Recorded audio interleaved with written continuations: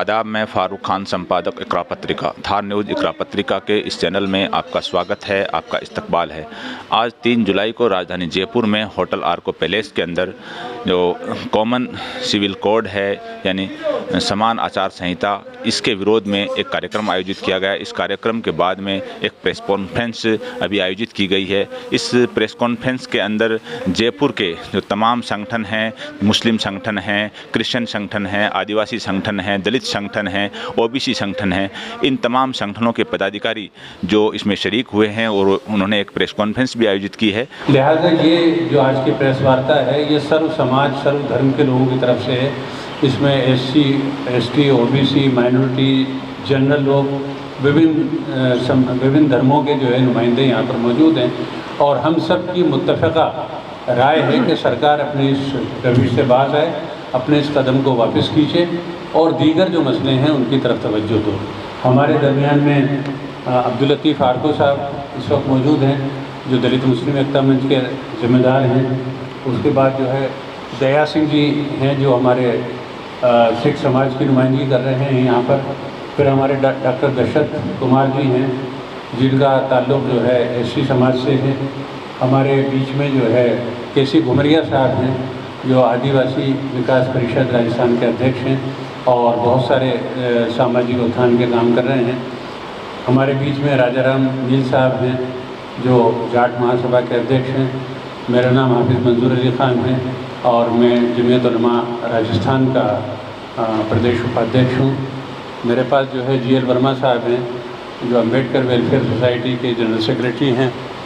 हमारे बीच में जनाब सवाई सिंह जी हैं, जो हिंदुस्तान के सर्व समाज जो हैं उनकी नुमाइंदगी करते हैं और गांधी फाउंडेशन के जो है आप ज़िम्मेदार भी हैं और गांधीवादी विचारों को जो है किस तरीक़े से फैलाया जा सकता है और गांधी का जो सपना था भारत का, उसको पूरा करने में लगे हुए हैं।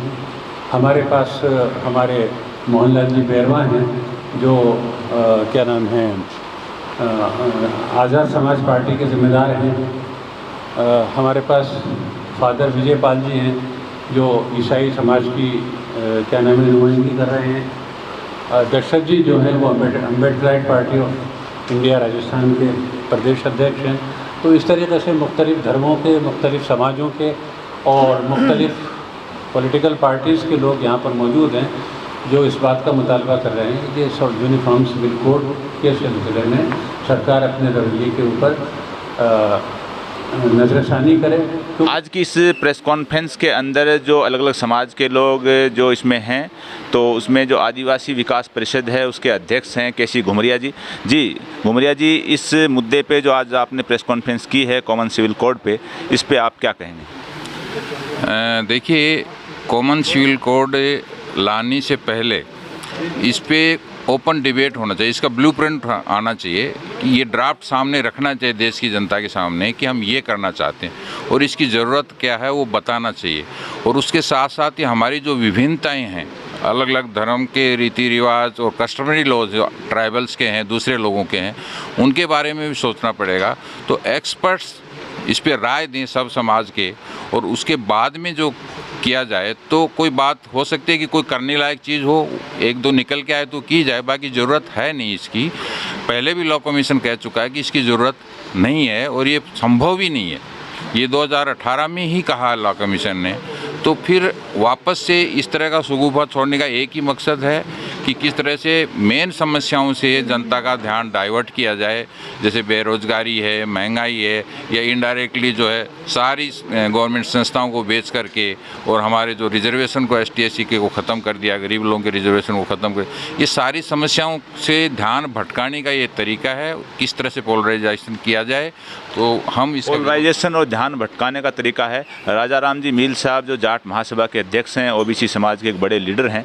राजा राम जी, आज की इस प्रेस कॉन्फ्रेंस के माध्यम से इस मुद्दे पे आपका क्या कहना है? मेरा ये कहना है कि तो सरकार जिस तरीके से ये लेके आई एजेंडा, मैं इसको एजेंडा कहूँगा, ये सरकार लागू करना ही नहीं चाहती है, लग सकता ही नहीं है। देश के अंदर इस तरीके का देश बंटा हुआ है कि सैकड़ों जगह सैकड़ों सिस्टम, हर समाज के हर परिवार के अलग सिस्टम है, वो नहीं हो सकता इसके अंदर।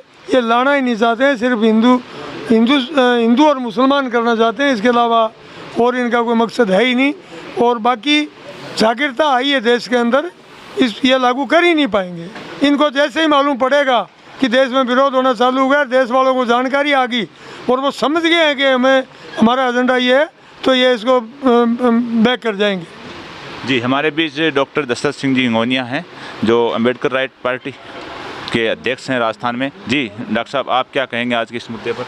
देखिए, बात यह है कि भारत 140 करोड़ की आबादी वाला सबसे बड़ा जनसंख्या का देश बन चुका है और सबसे बड़ा लोकतांत्रिक देश है, जहाँ पर जाति, धर्म, भाषा, क्षेत्र के आधार पर इतनी अधिक विविधताएं हैं कि उनमें यूनिफॉर्म सिविल कोड पॉसिबल ही नहीं है। जो छोटा कंट्री है वहाँ पर भी इस प्रकार से पॉसिबल नहीं है, तो भारत जैसे देश में तो संभव ही नहीं है। तो ये इस प्रकार का एक और, मैं तो इसको तुगलकी फरमान कहूँगा।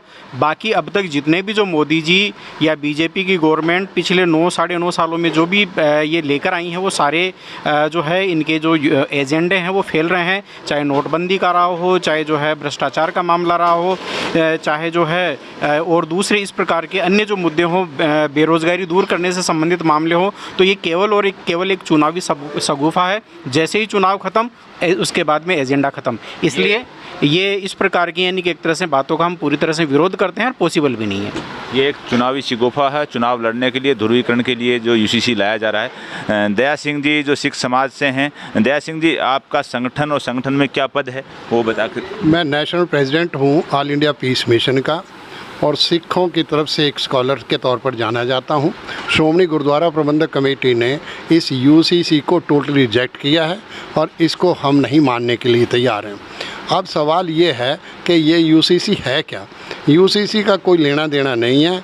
या तो यूनिफॉर्म का अर्थ ये है कि वो जो समाज हैं, चाहे वो मुस्लिम है, चाहे सिख है, चाहे ईसाई है, चाहे ट्राइबल्स है, कई उनके बीच में उनमें जो विसंगतियां हैं वो आपने समाज में दूर करें और कोई ऐसा ड्राफ्ट तैयार हो। अदरवाइज यूनिफॉर्म सिविल कोड कुछ है नहीं, कॉमन सिविल कोड लागू ही नहीं हो सकता, इसका कोई प्रोविज़न नहीं है। हमारा ये कहना है कि ये सोच गलत है। ये जो आरएसएस ने एजेंडा पिछले 5 साल से 4.5 साल हो गए चलाया है, और उस एजेंडे में वो समझते हैं कि देश को हिंदू राष्ट्र की तरफ चलाना चाहिए, ये देश के लिए ख़तरनाक है। क्या वो ये सोचते हैं कि इस देश का बंटवारा हो जाए? ना तो सिख और मुसलमान इसके लिए कमिटेड हैं, उन्होंने बहुत कुर्बानियाँ दी हैं, इसलिए हम इस देश को बंटने नहीं देंगे। हम इस देश के साथ खड़े हैं। ये देश भारत है और इसको भारत ही रहना है, हम इसके लिए कमिटेड हैं। इसलिए ऐसा कोई काम ना किया जाए वेग हो। और ये यूनिफॉर्म सिविल कोड जिस ढंग से वो लेकर आए हैं, ये केवल 2024 के लिए उनका पोलराइजेशन, ध्रुवीकरण का एक आसरा है। जी, हमारे बीच वकार साहब हैं, जो वेलफेयर पार्टी के जो प्रदेश अध्यक्ष हैं। वकार साहब, आज की इस प्रेस कॉन्फ्रेंस में जिसमें यूसीसी पे आप लोगों ने की है, तो आप क्या कहेंगे इस पे?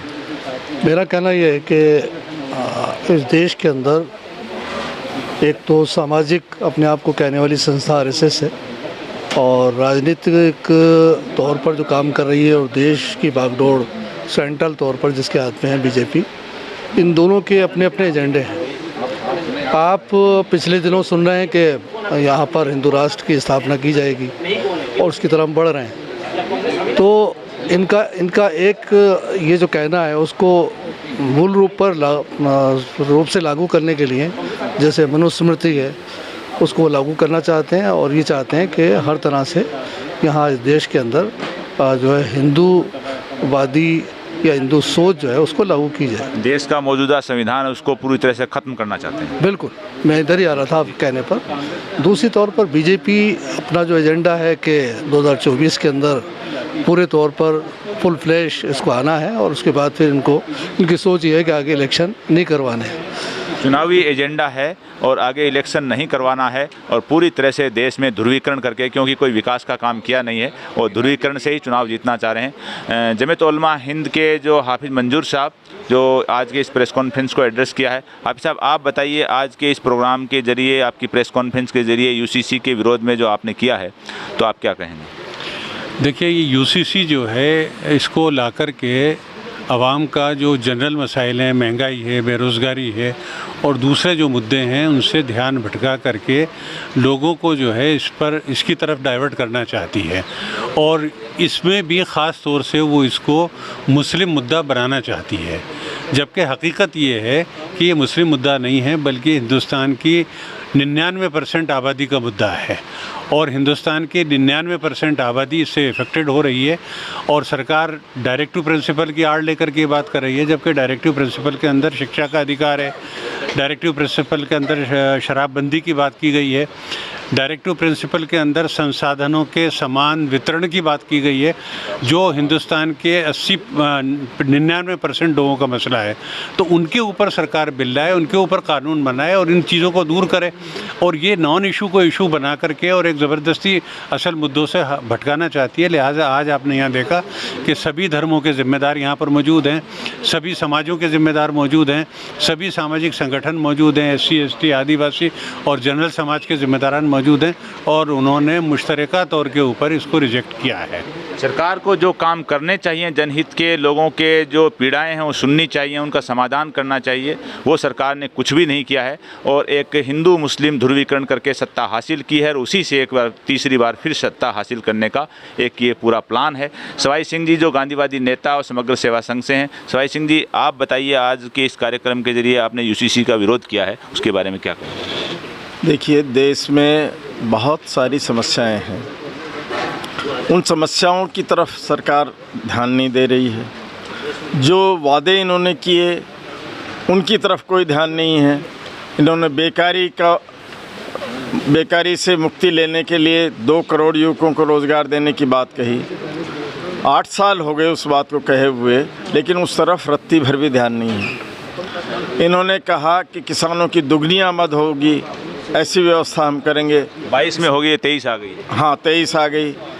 अब 23 तक भी इनकी दुगनी नहीं, न्यूनतम यानी जो सपोर्ट प्राइस है, समर्थन मूल्य, वो भी किसानों को नहीं दे पा रहे हैं। ये लोगों को भ्रमित करने का, जब भी चुनाव आता है कोई ना कोई मुद्दा ले आते हैं। भ्रष्टाचार बेशुमार, लेकिन उसकी तरफ कोई ध्यान नहीं।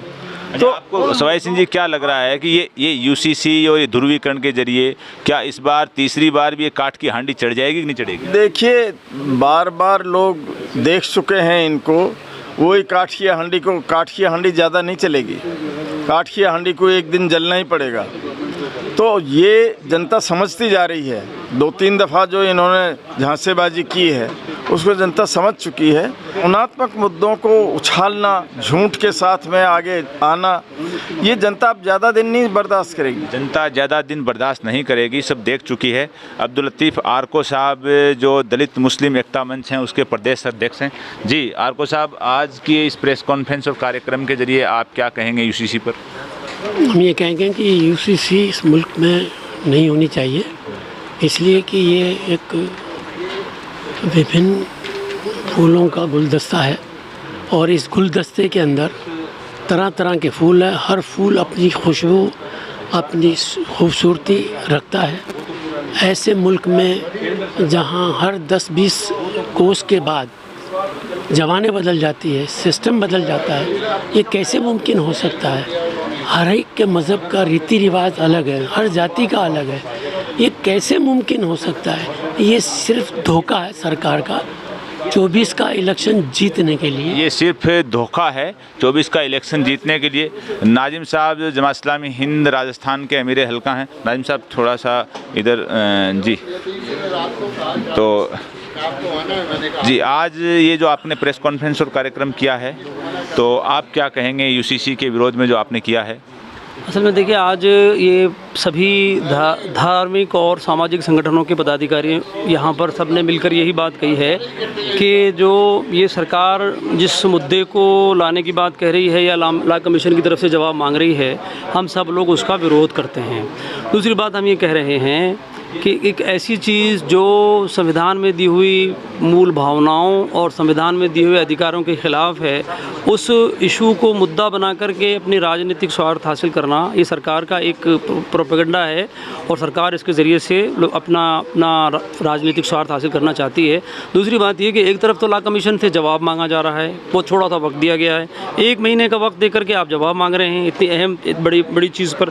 दूसरी तरफ सरकार के मुखिया प्रधानमंत्री अपने भाषणों में लोगों की रायों को प्रभावित करने की कोशिश कर रहे हैं। इससे साफ झलकता है कि वो असल मंशा उनका ये नहीं है, क्या होगा, क्या प्रारूप होगा, कैसा होगा वो जो बिल जो लाएंगे, यूनिफॉर्म सिविल कोड जो बनाया जाएगा क्या होगा, लेकिन माहौल को दूषित करना, माहौल को ख़राब करना, नॉन इश्यूज़ को लाना, असल मुद्दों से लोगों का ध्यान हटाना और अपना राजनीतिक स्वार्थ हासिल करना इस सरकार का असल एजेंडा है जिस पर ये काम कर रही है। हम इसका विरोध करते हैं।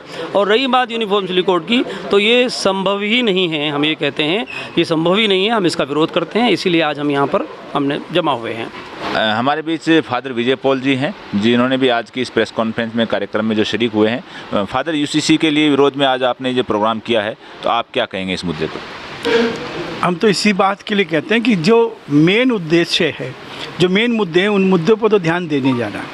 आज गरीबी इतनी बढ़ रही है, पेट्रोल की कीमत इतनी बढ़ रही है, लोग परेशान हो रहे हैं। अभी आप देखिए मणिपुर में हमारे क्रिश्चियंस लोगों के ऊपर कितना अत्याचार हो रहा है। एक शब्द ना तो सरकार ने कहा, ना प्रधानमंत्री ने कहा, और वहाँ की हालात इतने दिन से बिगड़ी हुई, उसको सुधार नहीं रहे। और इसलिए ये जो मुद्दा लेकर आए हैं, ये मुद्दा इतना इम्पोर्टेंट नहीं है जितना इम्पोर्टेंट ये है कि हम एक दूसरे की मदद में उनकी सहायता करें, और जिस उद्देश्य के लिए सरकार बनती है कि वो मानव की सहायता करें, एक दूसरे की मदद करें, एक दूसरे की मदद करे। जो हालात हो रहे हैं देश के सबके सामने, जैसा फादर ने कहा है, मणिपुर में 2-2.5 महीने से इतने फसाद हो रहे हैं। मणिपुर है एक तरह की, उसमें एक विभाजन रेखा खींची गई है, एक समाज दूसरे समाज का दुश्मन हो चुका है, कई लोग मारे जा चुके हैं, वहाँ धर्म और जाति देख करके लोगों को मारा जा रहा है, किसी का कोई गुनाह नहीं है। उस पर सरकार, एक छोटा सा राज्य है, उस पर अपना फोकस नहीं कर रही है। लेकिन पूरे देश में जो कॉमन सिविल कोड है, यूसीसी नाम की, पूरे देश में एक आग लगाने की सरकार, खुद सत्ताधारी पार्टी है, वो कोशिश कर रही है सोशल मीडिया के जरिए और तमाम तरह जो साधन है उसके ज़रिए कि यूसीसी के नाम पे हिंदू मुस्लिम ध्रुवीकरण हो, जबकि ये कोई मुसलमानों का मामला नहीं है। इसके अंदर आदिवासी समाज के लोग, दलित लोग, सिख, ईसाई, मुस्लिम, यानी तमाम तरह वो लोग जो अपनी परंपराएं मानते हैं, अपनी रिवायतों को मानते हैं और अपना जो मजहबी और जातीय जो उनका जो भी ढांचा है, जो भी इनके नियम कायदे कानून है, वो सब मानते हैं। लेकिन सरकार को चूँकि इस चीज़ को लेकर के मुस्लिम इश्यू बनाने की कोशिश की जा रही है, जबकि तमाम लोग ये कह रहे हैं कि ये मुस्लिम इशू नहीं है।